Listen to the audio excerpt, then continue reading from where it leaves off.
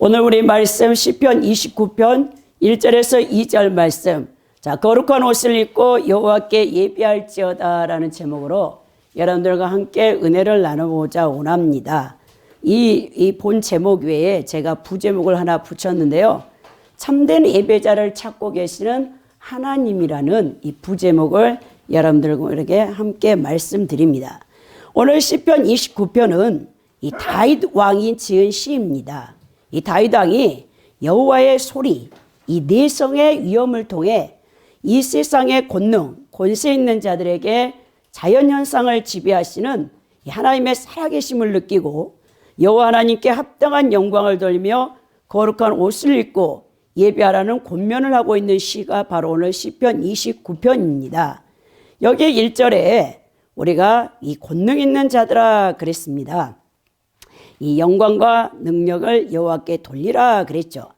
사실 이 원어에 보면 이 권능 있는 자들은요, 이 천상의 존재들, 여러분 신들의 아들이라는 표현이 시편 82편 1절이나 시편 89편 6절에서 7절에 나오는데요. 하나님의 천상회의에 이론인 천사들을 지칭하고 있는 것이죠. 사실 우리가 피조물 가운데 이 천상에 있는 존재들은 하나님을 섬기기 위해 만들어진 이 천군 천사 아닙니까? 그래서 이 권세와 능력 있는 자들은 언어에 보면은 이 천사들을 지칭하고 있는데요. 더 나아가서 또 이 땅에 이 세상에 권세 있는 자들, 이 하나님을 사실 두려워할 줄 모르죠. 세상의 권세 자리에 있을 때 이 자신의 위치나 신분을 망각하고 이 스스로 높아져 법을 바꾸어 불법과 불의를 저지르는 자들, 이 세상의 권세는요, 사실 반드시 높아지면 내려오게 되어 있습니다. 그러나 이 세상의 권세자들이나 또 하늘의 이 천상에 있는 하나님을 섬기는 이 권세 있는 천사들이나 그 어떤 피조물이라 할지라도 여러분 여호와 하나님 앞에 이 겸손하게 여러분 이 영광을 돌리고 또 그에 합당한 예배자로 서라고 오늘 이 다윗은 촉구하는 내용입니다. 이 실제적인 교훈은요, 하나님은 자연적 폭풍 속에서 우레를 바라시며 공의로 다스리고 계심을 보여주고 있는데요. 시편 29편 찬송시에서 하나님께서는 자연 안에서, 이게 3절에서 9절의 내용이고요. 또 힘과 평화로서 자신을 섬기는 백성을 축복하신다는 내용이 10절, 11절에 기록되어 있습니다. 자, 여호와 하나님께서 이 성호, 여기에 18번이 나오는 거거든요. 이 여호와라는 하나님의 성호가, 그리고 여호와의 소리가 29편 3절에서 9절에는요, 7번이나 나오는 것을 보게 되는 것입니다. 그러니까 다윗은 이 스스로 계신 자, 곧 자존자이신 여호와 하나님 앞에 어떤 권세를 가졌다 해도 겸손하게 예배, 경배할 줄을 알아야 된다는 것을 경고하면서 내성, 이 천둥, 번개, 벼락을 여호와의 소리로 묘사하고 있는 것을 보게 됩니다. 하나님께서 내성을 바라시면 레바논의 백향목이 꺾어지고 또 나무들은 송아지같이 뛰며 화염을 가르고 광야를 진동시키며 암사슴을 낙태케 하고 살림을 맑게 벗기신다는 이 위엄의 하나님을 시편 29편에서 표현하고 있습니다. 백향목은요, 가장 나무 가운데 여러분 높이 자라고 견고하죠. 그래서 이 시돈에 또 여러분 우리가 이 다윗과 솔로몬이 이 백향목을 이제 수입해서 여러분 자신의 그 궁전이나 하나님의 성전을 지었던 것을 보는데요. 사실 백향목은 교만을 상징하고 있습니다. 하나님께서 내성을 바라면 이 교만한 자를 꺾어버린다라고 다윗은 외치면서 오늘 시편 29편의 9절에 보면요. 그 성전에서 모든 것이 말하기를 영광이라 하시는도다 그러죠. 그러면서 10절 11절에 홍수 때 자정하셨으며 여호와께서 영원하도록 왕으로 자정하시도다. 여호와께서 자기 백성에게 힘을 주시며 여호와께서 자기 백성에게 평강의 복을 주시로다 그랬죠. 홍수가 밀어닥쳐도 그 위에 앉아 계신 하나님을 묘사했고요. 이 공의로운 심판이 성도들에게 위안이 된다는 것이죠. 어떤 환경과 상황 가운데서도 여호와 하나님께서 계심으로 우리 믿는 성도들은 요동치 않는 평강의 복을 받게 된다는 것이죠. 우리는 하나님의 위엄만을 두려워하며 또 그럼에도 불구하고 우리 하나님께서 우리의 모든 믿는 자들의 번영에 필요한 모든 것을 주실 때에 우리는 하나님의 능력이 무한하심으로 우리가 권능의 여호와 하나님으로부터 보호와 도우심을 받게 된다는 내용입니다. 그럼 확고한 믿음으로 여호와 하나님을 신뢰해야 된다라고 오늘 다윗은 우리 시편 29편에서 우리에게 교훈을 주고 있죠. 이 시편 29편은요.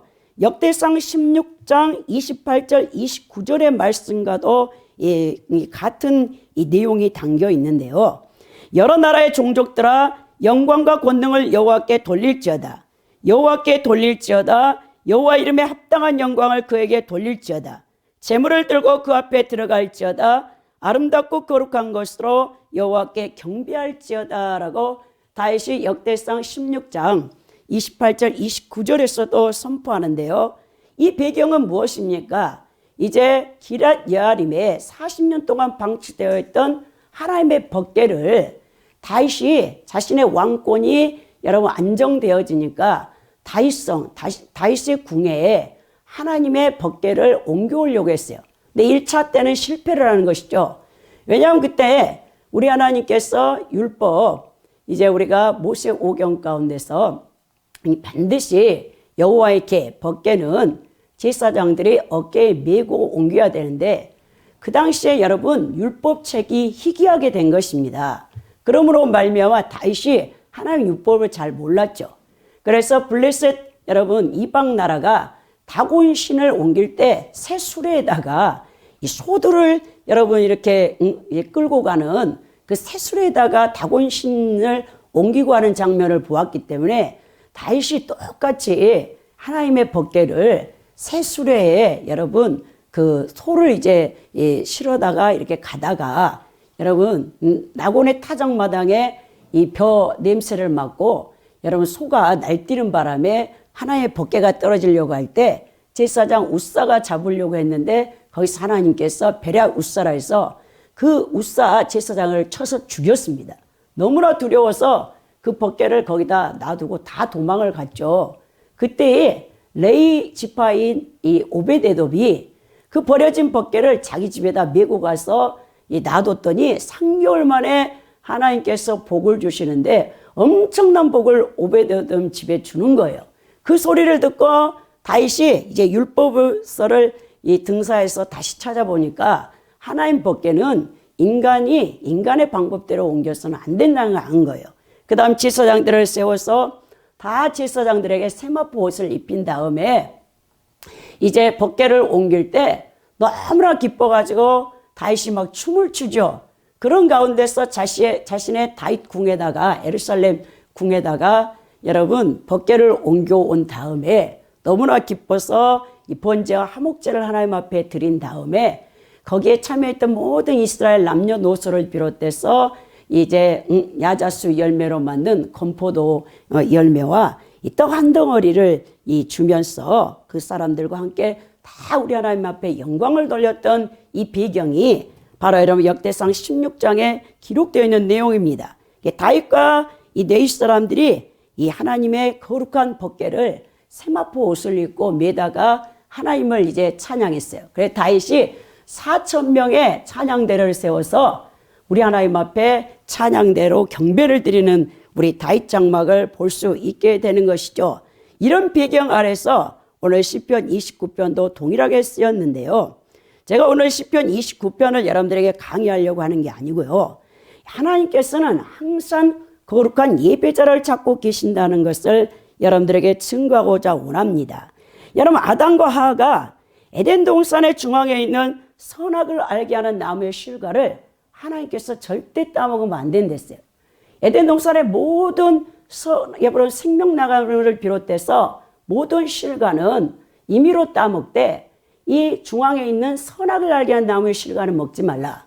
그것을 먹는다는 정령내가 죽으리라. 하나님의 금기 명령이었거든요. 그런데 여러분 마귀의 유혹을 받은 이 아담이 이제 하와가 이 실과를 따먹고 결국 하나님 앞에 범죄함으로 인간은 죽게 되어지는 이런 슬픈 운명에 처하게 되는 것입니다. 그런데 인간이 죄를 범하고 이 에덴 동산에 이 나무 뒤에서 하나님의 영광이 벗겨지니까 자신들이 벌거벗은 것을 알게 되는 거죠. 인간은 죄를 범하면 수치와 두려움을 느낍니다. 하나님 낯을 피해서 도망치는 것이죠. 자신들이 여러분 무화과나무로 옷을 엮어서 부끄러운 곳을 가리고 있는데 해가 나니까 다 말라버리는 거예요.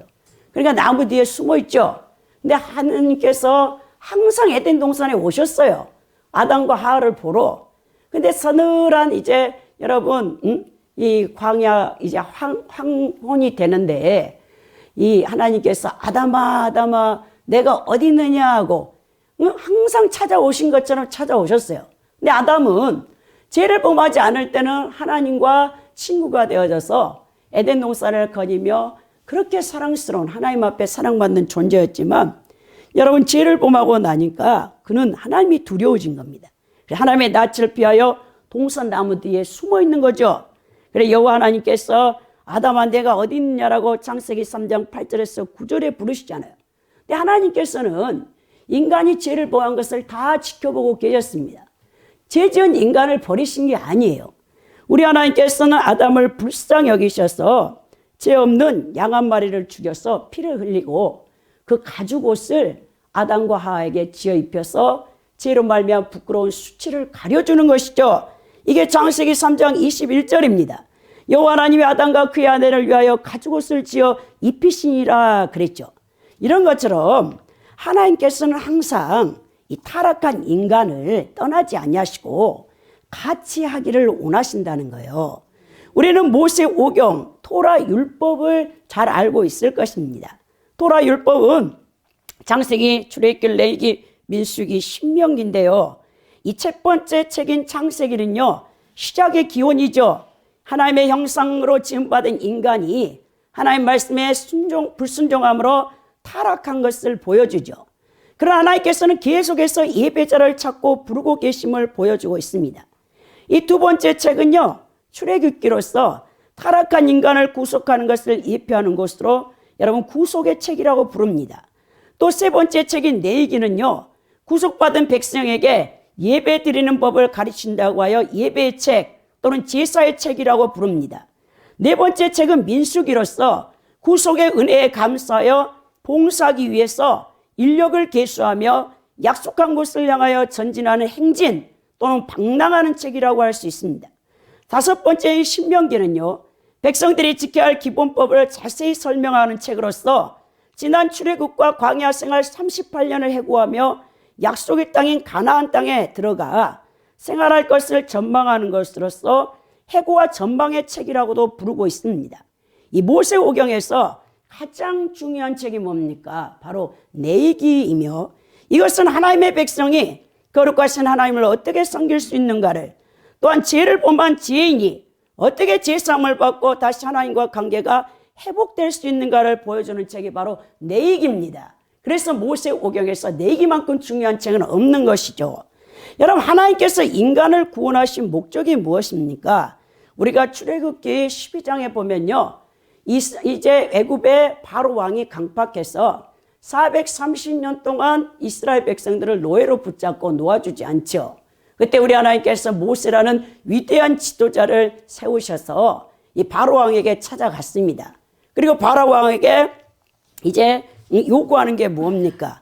출애굽기 3장 17절 18절에 보면 애굽의 고난 중에서 인도하여 내어 애굽 왕에게 이르기를 히브리 사람의 하나님 여호와께서 우리에게 임하셨은즉 우리가 우리 하나님 여호와께 제사를 드리려 하오니 사흘기쯤 광야로 나가도록 허락하소서 하라.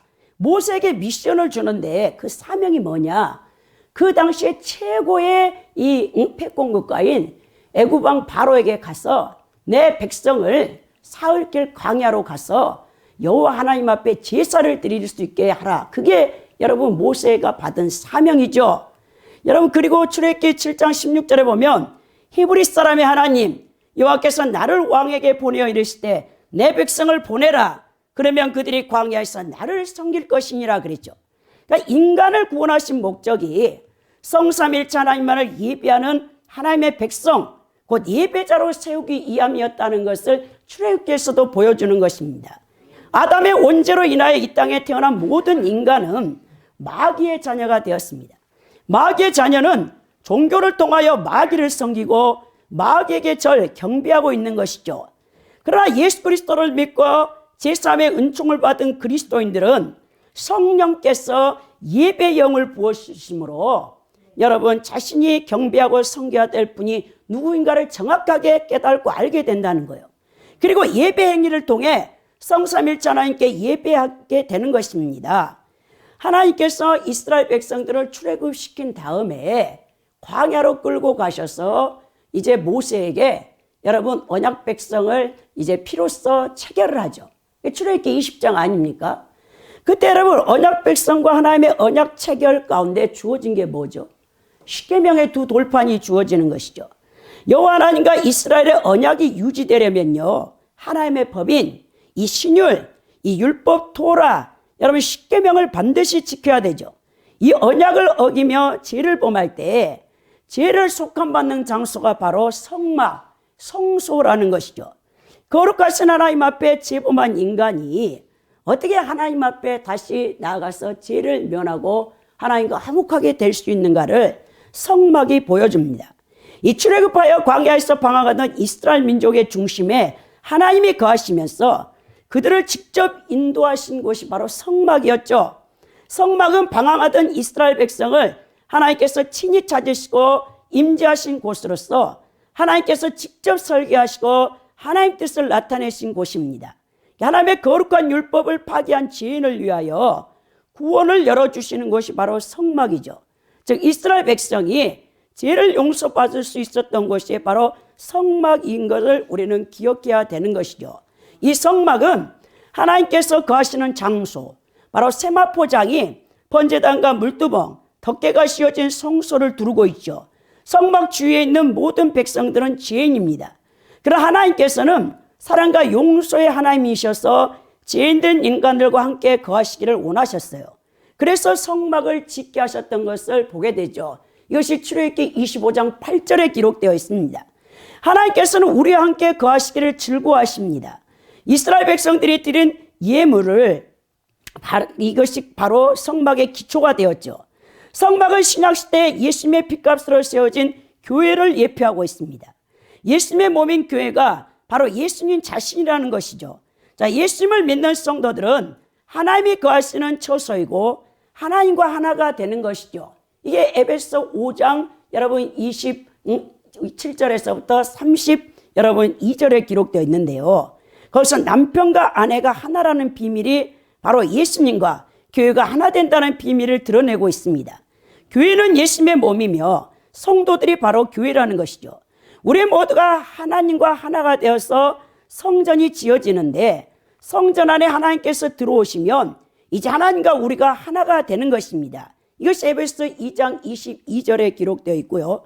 우리가 하나님이 거하실 거룩한 성전이라면 여러분들은 어떤 사람이 되어야 될 것 같습니까? 바로 우리 자신을 거룩하게 구별하여 온전히 우리 전부를 드려야 한다는 것이죠.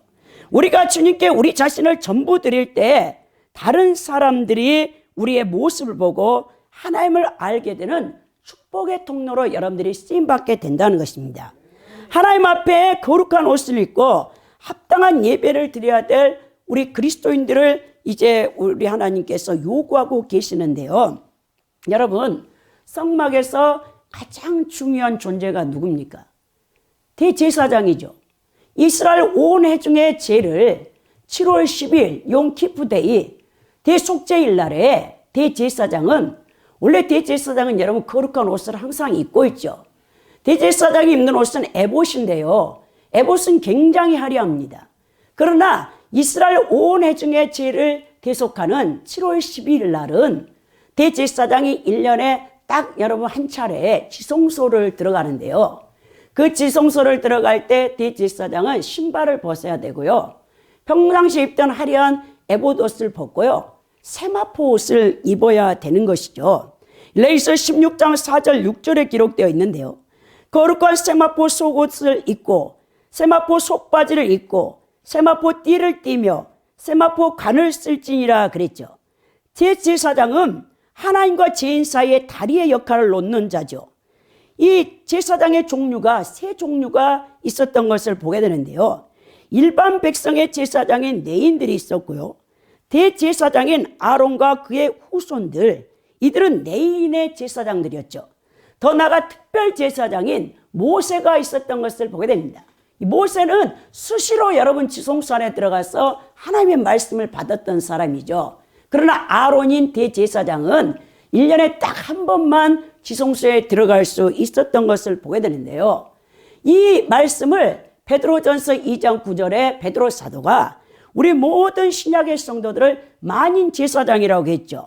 베드로전서 2장 9절에 보면 그들의 말씀을 순종하지 않으므로 넘어지나니 이는 그들을 이렇게 정하신 것이라.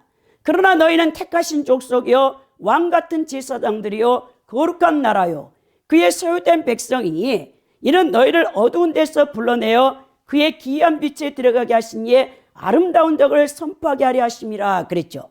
자, 예수님의 보혈을 의지하여 우리 신약의 모든 성도들은 담대하게 성부 하나님 앞에 나아갈 수 있게 되어졌습니다. 그래서 여러분, 우리가 하나님을 섬길 수 있는 만인 제사장이 되어졌던 것을 보게 되는데요. 제사장에게 요구하는 것은 거룩한 옷이 요구되어졌어요. 제사장의 옷은 성소 안 하나님 면전에서 거룩하신 하나님을 섬길 때 입는 옷으로서 그 자체가 거룩해야 됩니다. 제사장이 하나님을 섬기는 일을 할 때는요, 세상의 옷을 벗어야 돼요. 세상의 옷은요, 화려한 옷, 비루한 옷, 옷 냄새가 나는 옷, 세상의 계급 옷을 벗고요. 주님을 여러분 이 세상 옷을 입고 절대적으로 섬기려고 해서는 안 된다는 것이죠. 지금 성도들이 입고 있는 옷은 무엇입니까? 여러분들이 예수 그리스도와 함께 세례를 받은 자들은 그리스도와 함께 그리스도의 옷을 입었다라고 했거든요. 여러분들은 그리스도로 옷 입는 자들입니다. 예수님의 피로써 정결하게 씻은 이 세마포 옷을 입어야 돼요. 이 예복을 입고 여러분들이 성부 하나님 앞에 거룩하게 나가 예배를 드려야 되는데요. 이 세마포 옷이 뭐냐? 요한계시록 19장 8절에 보면요, 성도들의 옳은 행실이라고 했습니다. 어린 양의 혼인 기약이 이르렀고 그의 아내가 자신을 준비하였으므로 그에게 빛나고 깨끗한 세마포 옷을 입도록 허락하셨으니 이 세마포 옷은 성도들의 옳은 행실이로다 그랬죠. 이 성도들은 이 옷을 입고 있을 때 거룩하다라고 하나님으로부터 인정을 받을 수 있고 진정한 주님의 일을 할 수 있다는 것이죠. 성도 각자가 하나님 말씀과 기도를 통해 거룩해질 때 우리가 오늘 드리는 이 공적 예배를 성삼위 하나님께서 그 예배를 흠량하신다는 것이죠. 우리가 드리는 이 공적 예배는 우리의 매일의 삶 속에서 죄를 짓지 않고 거룩한 한 제사를 드릴 때 하나님께서 받으시는 예배가 되는 것입니다.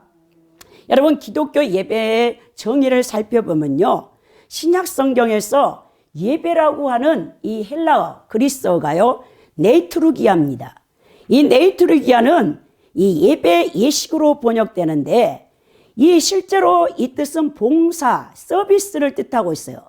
이 단어는 고대 그리스 아테네에 부유한 시민이 부담하던 공공봉사의 의무, 즉 공적인 봉사를 가리키고 있는데요.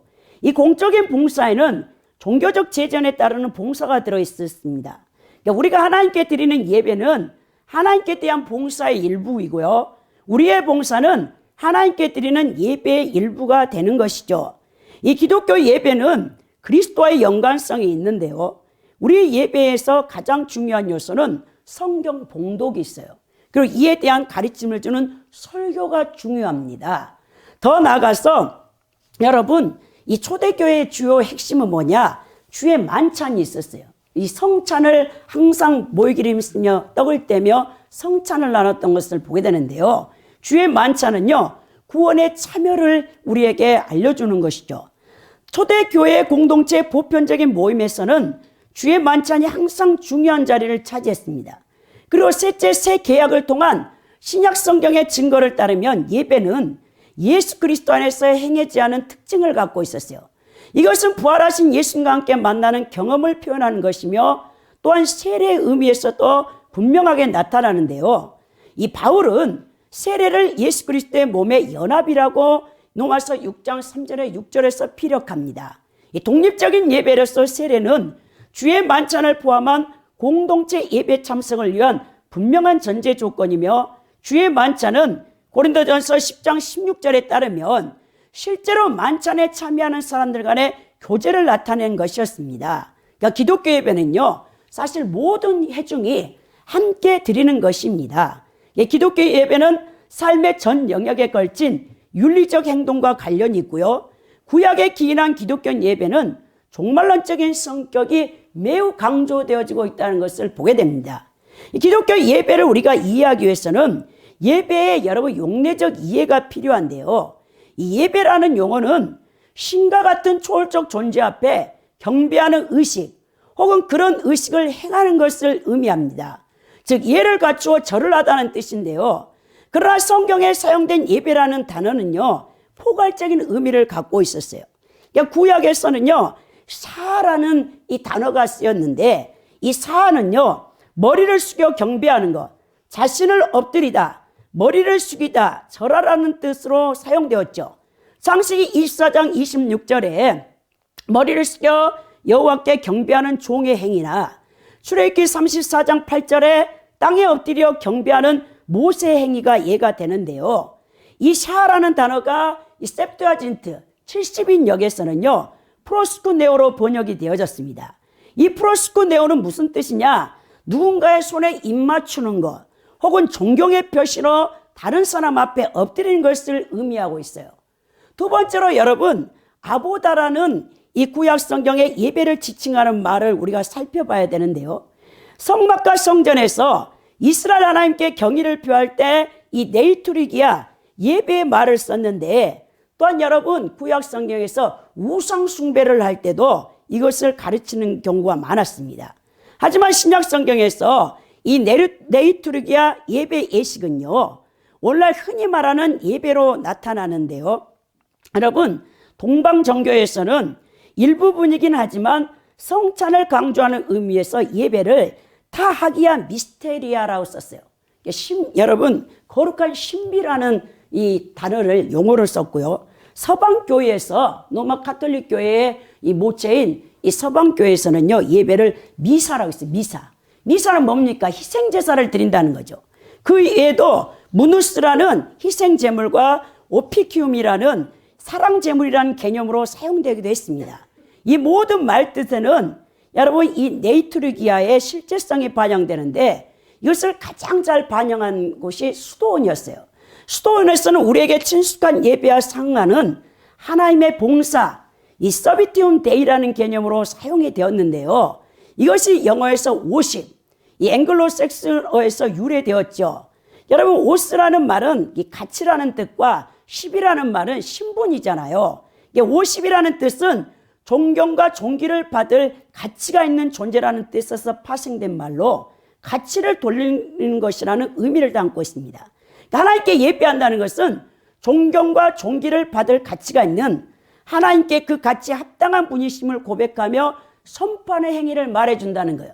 그리고 이 독일어에서 고테스틴스는 하나님, 고트와 봉사 혹은 섬김이라는 딘스티의 합성어인데요. 하나님의 봉사와 하나님의 섬김을 의미하고 있습니다. 이 고테스틴스에는 이중적인 의미가 담겨 있는데요. 하나님이 독생자 예수 그리스도를 보내시고 그로 하여금 인간을 구원하는 길을 열게 하실 은혜를 가리키는 말로, 예배는 인간을 향한 하나님의 봉사이며 동시에 이 봉사에 감사함으로 응답하는, 하나님을 향한 봉사하는 해중의 행위가 들어있는 것이죠. 이 기독교 예배는 첫째 그리스도와 연관되어져 있습니다. 즉 그리스도를 통해 하나님의 계시가 나타나며 이 계시에 대한 해중의 응답으로 이루어지는 것이 예배라는 것이죠. 이런 의미에서 예배는 하나님과의 해중의 만남이라고 할 수 있습니다. 그러므로 예수 그리스도를 통한 하나님의 구원 역사를 경축하는 예배 행위 안에서 그리스도 사건으로서의 복음이 선포되어야 되고요. 예수 그리스도께서 제정하신 성례전이 더불어 시행되어져야 되는 것입니다. 또 더 나아가 둘째 예배는요, 일상생활이 곧 예배입니다. 예배가 언약의 빛 안에서 성도의 삶에서 실제로 드러나야 한다는 뜻이죠. 그래서 제가 지난주에 여러분들에게 예배인가 쇼인가 AW 토저에 여러분들한테 그 요약한 이 본을 나눠드려서 읽어보라 했잖아요. 오늘 또 여러분들에게 5페이지로 요약해서 나눠드렸는데요.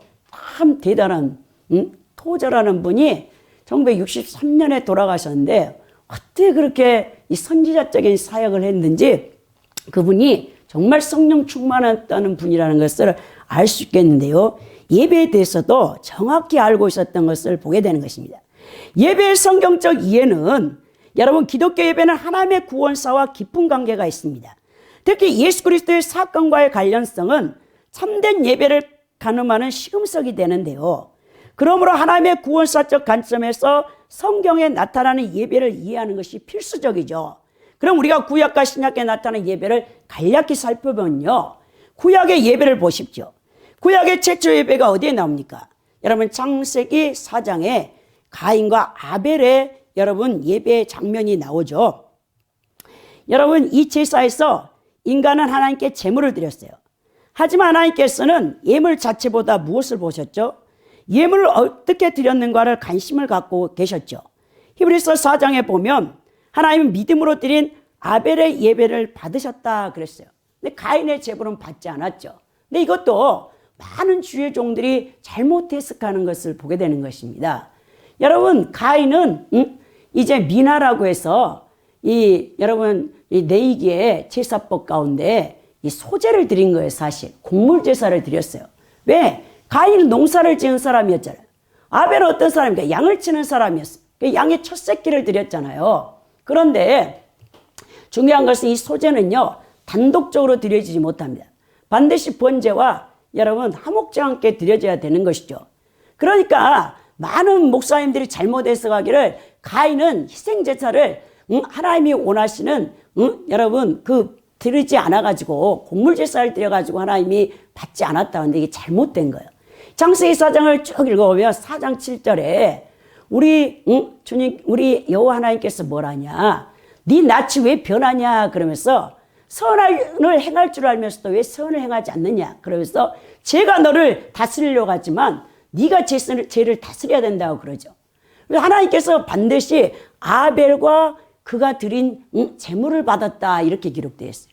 그러니까 가인 자신이 하나님 앞에 이 죄된 삶을 살고 있었기 때문에 하나님이 가인의 예배를 받지 않은 것입니다. 하나님 여러분 가장 싫어하는 건 뭡니까? 죄죠, 죄. 이 죄는요 하나님과 인간의 관계를 분리시키잖아요. 그래서 우리가 심판을 받게 되는 거 아닙니까? 여러분 그래서 정말 이 최초의 살인이 어디서 나왔냐? 예배, 제사를 드리는 일에서 나왔단 말입니다. 이만큼 예배가 중요하다는 것을 우리에게 가르쳐 주는데요. 더 나아가 여러분 가인과 여러분 아벨의 제사 다음에 노아의 제사가 창세기 8장 20절 22절에 나오죠.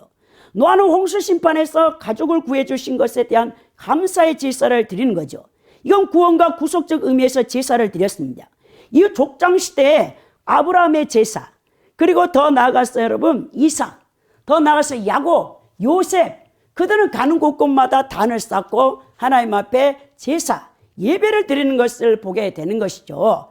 출애굽한 이스라엘 백성들은 하나님께서 약속하신 땅 가나안 땅으로 향하는 동안 광야 생활을 하면서 제사를 드렸죠. 그 구체적인 장소가 성막입니다. 이 성막이라는 거룩한 장소에서 하나님과의 만남, 그리고 속죄, 화목의 관계를 맺으며 이스라엘 백성들의 제사를 하나님이 받으셨죠. 제사의 종류로는 번제, 소제, 화목제, 속죄제, 속건제가 있었음을 레위기서 1장에서부터 5장까지 보면 알 수 있고요. 이 제사를 수행하는 제사장이 따로 세워져 모든 제사를 주관했던 것을 보게 됩니다. 이 다윗과 솔로몬 시대를 맞이하면서 이스라엘 왕국은 더욱 굳건히 세워졌고 이때 유대교 예배도 전성기를 맞게 되는데요. 그 중심에는 예루살렘 성전이 있었습니다. 성전 예배는 하나님의 임재하심에 초점을 두었죠. 성전에서 드리는 희생제사는 시제산에서 이스라엘 백성과 하나님 사이에 맺은 언약을 상기시켰죠. 하나님과의 관계를 강조하고 있는데요. 성전에서의 거룩한 공간, 거룩한 의식들, 거룩한 제사장들은 특별한 상징이 되었습니다. 이 상징들은 하나님께서 직접 구체적으로 말씀하시고 하나하나 다 정해주신 중요한 의미를 갖고 있었죠. 이처럼 구약의 예물은 제물이 중심이 되었으며 하나님과 이스라엘 사이의 계약 설정 및 갱신, 재생 시에 행해졌죠. 그리고 대부분의 예배 장면에서는 언약이 두드러지게 언급되었습니다. 또한 구약 예배에서는 옳은 예배와 그릇된 예배를 구별하는 것이 중요했습니다. 제물이 중심이 되는 의식이 아닌 제사의 내용과 관련이 있죠. 제물을 드리는 의식적 형식에 관심을 가졌던 사울왕에게 사무엘 선지자가 엄중하게 여러분 꾸짖죠. 사무엘상 15장 22절에 보면 순종이 제사보다 낫고 듣는 것이 수양의 기름보다 낫다 했습니다. 순종의 삶이 빠진 형식에 치우친 제물 예배를 비판했던 것을 보게 되는데요. 여호와께서 잘못된 예배를 드렸던 이스라엘 백성들을 선지자들을 세워 무섭게 책망하는 것을 보게 되는 것입니다. 참된 예배는 언제나 하나님 말씀을 들음과 행함으로 이루어지는 삶의 예배와 관련이 되어 있는 것이죠. 이스라엘이 남과 북으로 분열되었을 때 북이스라엘이 아수르에 의해 무너지고 남유다마저 바벨론 침공으로 멸망을 당하면서 더 이상 예루살렘 성전에서는 예배를 드리지 못하게 됐습니다. 그러면서 생긴 예배 형태가 해당 예배였죠. 해당 예배는 거룩한 공간이라 의식 및 제사장 제도가 없었습니다. 그동안 제물 중심 제사에서 기도 중심 예배로 전환이 되는 계기가 되었는데요.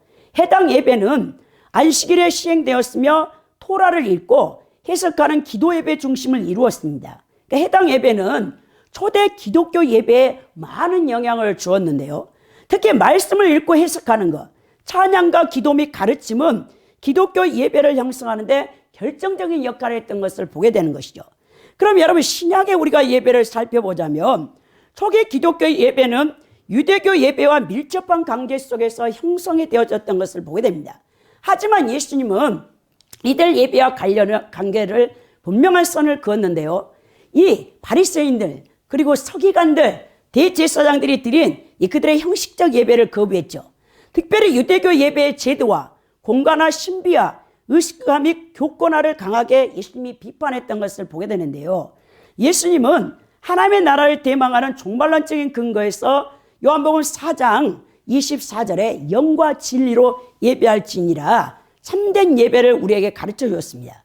이에 따라 초기 기독교 예배는 예수님의 죽으심과 부활 이후 다시 오심의 약속을 기다리며 그리스도와 관련성을 갖고 우리가 예배를 드리고 있음을 보게 되는 것입니다. 이를 기반으로 초기 기독교 예배 구성은 다음과 같이 이루어졌는데요. 첫째는 말씀 예배입니다. 초기 기독교 예배에서 말씀이 존중된 점은 해당 예배와 관련이 깊은데요. 말씀 예배는요, 성경을 봉독하고 또 그 봉독한 성경을 해석, 오늘날 설교죠. 그리고 기도의 고정된 형식과 함께 발전되었어요. 그리고 말씀 예배 후에는 반드시 주의 만찬이 있었습니다. 이 성찬을 행했던 거죠. 말씀 예배 때는 초대받은 불신자나 공동체 비구성원들이 다 참여할 수 있었지만요. 주의 만찬 때는요. 절대로 여러분 이 예수를 영접하지 않는 불신자는요. 주의 만찬에 참여하지 못했습니다. 그들은 세례 예비자 교육을 받기 위해서 다른 곳으로 옮겨지고요. 남은 이제 세례받고 다 여러분 구원받은 자들은 이 주의 만찬을 함께 시행했던 것을 보게 됩니다. 그렇게 주일 예배는 말씀 예배와 주의 만찬을 이렇게 시행하다가 결국 나중에는 여러분 이제 분리가 되는 거죠. 주의 만찬 다음에 애찬을 또 같이 했었는데 고린도 교회가 애찬 때문에 문제가 많았죠. 부자들은 미리 가지고 와서 다 먹어버리고 가난한 자들은 먹을 것이 없었잖아요. 그러면서 이제 이 초기 기독교 예배 형태가 이제 말씀 선포와 그 해석이 있었고, 그 다음에 이제 주의 만찬을 실시하고 애찬은 이제 하지 않는 걸로 여러분 바뀌는 것을 보게 되는 것이죠. 그러니까 말씀 예배 중심으로 이루어졌고, 둘째는 주의 만찬이 이루어졌습니다. 이 주의 만찬은 뭐합니까? 예수님께서 여러분 6월절 마지막 식사 가운데 이 최후의 만찬에서 주님이 직접 제정했죠. 이 식탁 만찬은 주님의 부활 사건 이후에 종말론적인 내용에 따른 기쁨의 성격을 강조하고 있어요. 당시 만찬은 유카리스트, 주의 만찬과 애찬이 함께 이루어졌다가 나중에는 애찬은 없어지는 것을 보게 됩니다. 셋째는 세례 예배가 있었어요. 오늘날 우리는 세례를 안 하잖아요. 우리 교회에 새신자가 없기 때문에 세례 예배를 드리지 않는데요. 초대 기독교는요, 반드시 설교 다음에 주의 만찬을 한 다음에 세례 예식을 또 따로 거행했던 것을 보게 됩니다. 뭐 우리 지금 모든 예배 형태가 부활절이나 여러분 아니면 뭡니까? 또 이렇게 성탄절이나 딱 2번 세례를 주고 이러는데 이 초대교회는 그러지 않았죠. 초대 기독교 예배에서는 세례는 매우 중요했어요.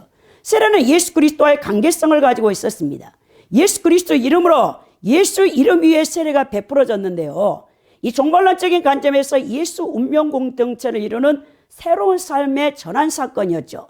또한 여러분, 세례 받은 자들은 죄의 용서함을 받고 새로운 피조물로서의 삶을 살게 되며 성령을 선물로 받게 되는 것이죠. 그리고 그리스도와 연합한 자로서 그리스도의 몸에 접붙임된 자로서 그리스도의 공동체 일원이 됩니다.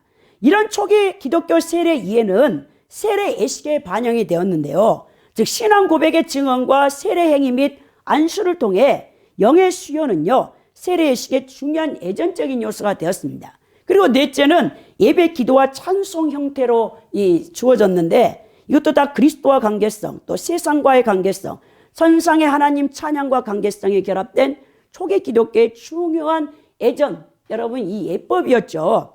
사도행전 2장 42절에 보면 가르치고 교제하고 떡을 떼며 기도하는 형태로 나타났다는 것을 보게 되는데요. 초대교회에서 예배의 두 축은요, 말씀과 성찬이 예전의 중심이었습니다. 이후 예배의 시작을 알리는 도입 부분과 예배의 마지막 부분으로 일상생활과 관련성을 짓는 종교 부분이 형성되면서 예배는요, 4중 기본 구조를 갖고 있었어요. 첫째는 계회와 부름, 둘째는 선포와 고백, 셋째는 성찬이 있었고 넷째는 파송과 축도를 이루었습니다.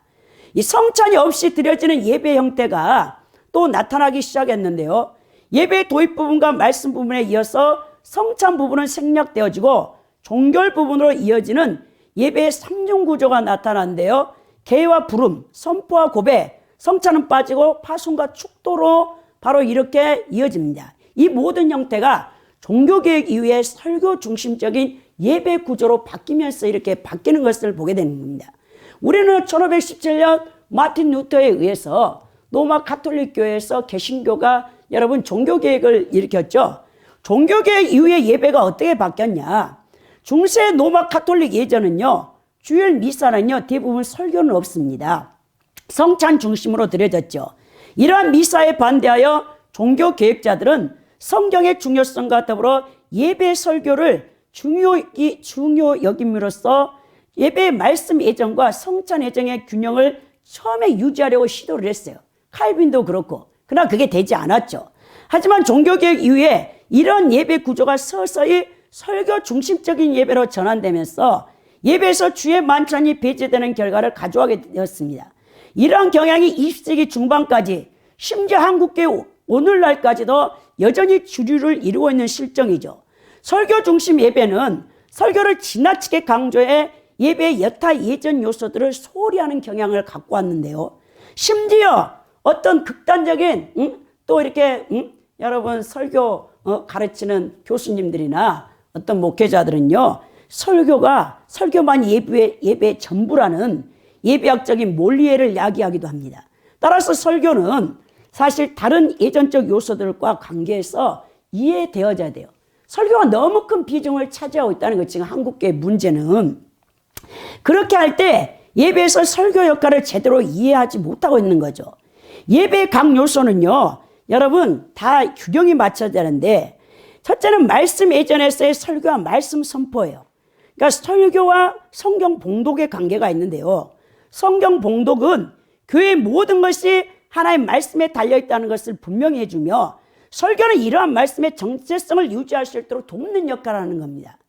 둘째, 성례 예전에서 설교와 주의 만찬과의 바른 관계가 있어야 되는데요. 하나님의 이 불가시적인 말씀으로서의 설교, 그러니까 이 설교는요, 눈에 보이지 않는 하나님의 말씀이라는 거예요. 근데 성찬은요, 눈에 보이는 가시적인 하나님의 말씀이라는 것입니다. 여러분, 그래서 이 설교와 가시적인 말씀으로서의 주의 만찬이 과거와 현재 그리고 동시의 미래를 결정하는 능력으로서의 역사가 있는 거예요. 그 바른 관계가 균형이 이루어져야 되고, 셋째는 설교와 교회 음악과의 관계가 있어야 되는데요. 이 또한 예배에서 말하는 말씀과 부르는 말씀, 찬양이 뭡니까 여러분? 곡조 있는 기도, 찬송으로 상호작용하며 선포해야 되는 거예요. 예배에서의 교회 음악의 고립은요, 복음을 촉수시키는 원인이 되기도 합니다. 이 복음의 완전한 내용을 부르지 않고 연주하지 않는 교회는요, 복음을 선포하지 않는 것과 마찬가지라는 거예요. 이런 의미에서 교회 음악은 설교 직무의 도우미로서 엄청난 중요한 역할을 하고 있다는 것입니다. 이 마지막으로 설교는요, 설교의 고유한 예전적인 틀인 설교 전에 찬송, 강단 인사가 있어야 되고 기원, 강단 기도, 강단 축복, 설교 후에 찬송을 가지고 있어야 됩니다. 이처럼 설교와 여타 예전 요소들과의 관계를 분명히 함으로써 설교는 예배에서 우위적 역할을 확보하는 것이 아니라 다른 예전들과 관계 속에서 이해가 되어져야 된다는 거예요. 이때 복음의 커뮤니케이션이 보다 효과적으로 전달될 수 있다는 것이죠. 그러므로 설교학은요, 반드시 예배학과의 관련 속에서 이해되어야 하며 예배학 또한 설교학과의 깊은 상호 관계 속에 있을 때 복음의 커뮤니케이션이 다양하게 강력하게 전파될 수 있다는 것이죠. 여러분, 제가 여러분 2번에 걸쳐서 여러분들에게 예배가 무엇인가, 우리가 구원받은 목적이 무엇인가, 하나님 앞에 온전한 예배를 드리기 위해서 우리를 하나님이 부르셨다는 것을 여러분 기억해야 된다는 것이죠. 오늘 결론적으로 다시 보십시오. 시편 29편에서 자연 만물과 천상의 존재인 천사들을 다스리시는 권능과 위엄의 여호와 하나님께 거룩한 옷을 입고 여호와께 예배할지다라고 외치면서 하나님께서 참된 예배자를 찾고 계심을 선포하죠. 이것이 어디에 나타납니까? 요한계시록 4장에 나오는데요. 천상의 예배의 모습이 게시되어 있죠. 거기에 보면요, 네 생물이 나오죠. 하나는 사자의 얼굴 같고, 하나는 송아지 같고, 또 어떤 사람의 얼굴 같은 생물과 또 하나는 독수리 같은 생물이 나오죠. 그리고 24장로들이 나옵니다. 이 신구약 구원받은 모든 성도의 대표들이죠. 그리고 여러분, 네 생물은 천상의 이 모든 피조물들을 대표하겠죠. 천사들 가운데 그들이 뭐합니까? 자기 간을 다 벗어다 하나님 보좌 앞에 드리며 요한계시록 4장 7절에서 11절에 우리 주 하나님이여 영광과 존귀와 권능을 받으시는 것이 합당하오니 주께서 만물을 지으신지라 만물이 주의 뜻대로 있었고 또 지으심을 받았나이다 하더라 하죠. 이 천상교회, 승리적 교회에서 드려지는 완전한 예배의 모습을 요한 사도가 자신의 몸이 육체 이탈해서 천상으로 끌려 올라가서 그걸 봤습니다. 이 땅에서 우리가 온전한 예배를 드린 것은 결코 쉽지 않습니다. 그러나 기독교에서 2000년 동안 신약의 예수 그리스도께서 제시하셨던 예배 형태와 초대 기독교인들이 보여주었던 예배 형태, 그리고 종교개혁 이후에 개혁교회에서 드려지는 예배 형태는요, 성삼일체 하나님께서 받으시는 예배를 드리기 위한 끊임없는 우리의 몸부림이 아닌지 모르겠습니다. 우리를 구원하신 목적이 바로 예배자로 세우시기 위함이다. 여러분들 이런 말씀을 많이 들었잖아요. 예배에 성공해야 여러분들의 삶이 성공한다. 예배가 실패하니까 여러분들의 삶이 실패하게 되었어요. 그건 맞는 말이에요, 여러분. 왜냐? 하나님께서는 여러분들의 예배가 뭡니까?